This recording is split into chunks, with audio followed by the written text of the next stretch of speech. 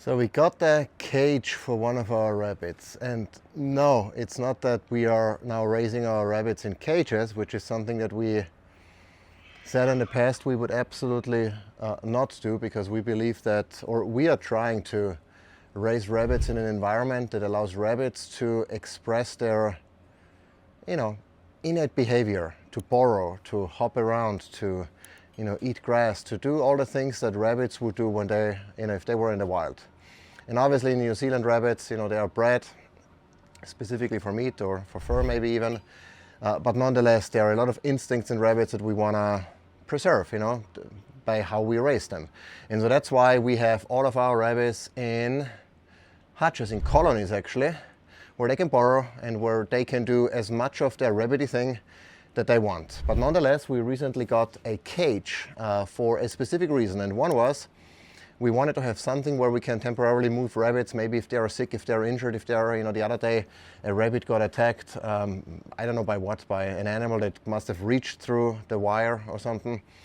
So we wanted to have something where we can separate rabbits, but also to observe them. Like in this case, we have a doe that has been with a buck that we got. That was the first buck we got as part of a breeding trio, Maple, and so we've had him for a very long time. And for the last year or so, they've not produced any litters, and we just, let them, be. They seemed to be happy. They were healthy, or appeared to be healthy. So we just let them be. And we figured, well, maybe rats are eating the little ones, or something else happens. But we didn't care. Really, we said, what we want to find out, is it a doe or is it a buck? Because we really like the buck. We have like an emotional, connection to the guy, so we just don't want to just, dispatch him or her.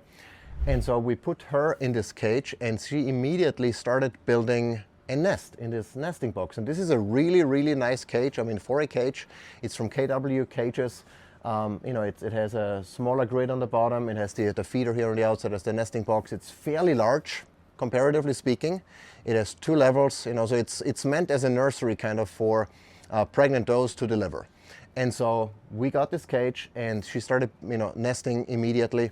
And then this morning we saw that she delivered, and it must have been a preterm delivery, or I don't know if rabbits are really that small when they first come out, but one was that. The other thing that came out might have been a baby, or might have been the placenta, I don't know. And that was it. And so considering the history of, over a year it's been, or maybe even longer, of not having any litter, it's not the rats, that might have gotten in. There is evidently something wrong with either the buck, but more likely with the doe, that she is not giving birth to full-term, healthy little bunnies. And so that's the reason why we got this cage. But as part of that experience, watching her interact, and we had another buck in there for a few days just to see how they would, respond, how they would do, how they would behave in that cage. And it really cemented our desire to never ever raise rabbits in cages. Yes, there are advantages to it, clear advantages. For example, you can see what's going on. You can see if there is a litter. You can tell exactly when that litter was born. You can tell, you can time the pregnancy. You can put in the buck whenever you want to at a given time. You can see exactly how much water they consume, how much food they eat. It's per single rabbit. It's very easy to observe and to figure out and to time and to manage your rabbitry, basically. But just seeing them in there, hopping around on wire all day, not being able to do their rabbity thing, to burrow, to cuddle with others, to just live happily in a colony, and do all the things that they would do in nature. That's for me, that's heartbreaking, and it reconfirmed our strategy of not raising rabbits at all. If it turns out at some point that raising rabbits in a colony while allowing them to burrow is not feasible anymore, it's too maintenance intense, it's I don't know, too disease prone or whatever, the concerns are, which we haven't seen yet. But if we ever do, then I think we'll just stop raising rabbits altogether, instead of doing it in a way that looks like this. That's something I don't think we'll ever want to do. I mean, she's, kind of finish in there.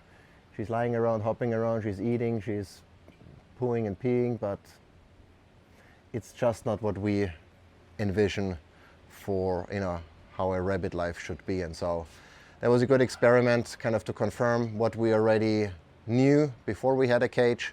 But now that we have one, it's definitely going to be a no-go, and we'll well, probably her we're going to dispatch because she's evidently not able to deliver.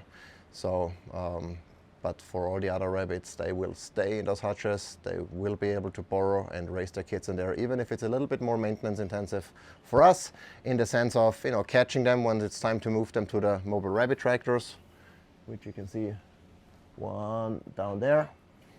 All of that is a little more cumbersome, tracking, etc., but totally worth it as far as we are concerned.